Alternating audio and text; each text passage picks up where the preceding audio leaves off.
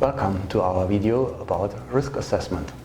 My name is Helmut Schweigart, and in the next few minutes I will go over some basics on how to approach electronic assemblies risk assessment. Are you struggling with malfunction of assemblies? Leakage current is often the cause of failing qualification tests.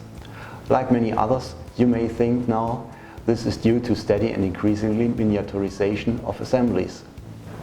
But it's not the miniaturization of the electronic design that is dominantly the cause of malfunction by leakage current. It's more the enlarged entrance impedance of devices and therefore increasingly susceptibility of parasitic currents and surface clearance. How can we assess the susceptibility of a module? The IPC standard 9202 provides us with the information. It recommends performing ion chromatography and the surface resistance measurement against climatic stress. So, let's have a closer look at the two methods.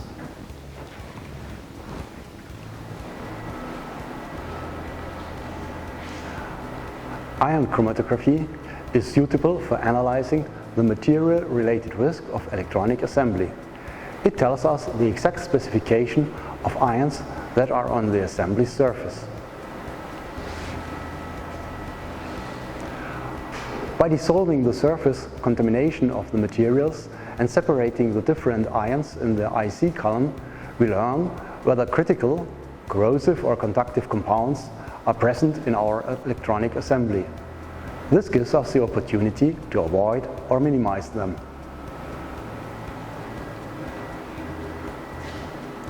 Surface resistance measurement, or SIR measurement, is suitable to analyze the climatic and humidity robustness of an assembly.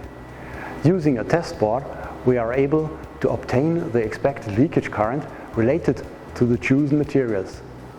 These actual parasitic load will be compared with a low-level threshold of the devices. So, let's summarize the last few minutes.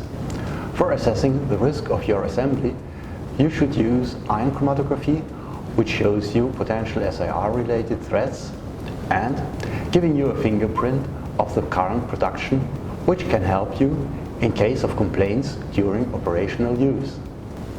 The SIR measurement as a complementary assessment shows you the risk related to humidity robustness of electrical design.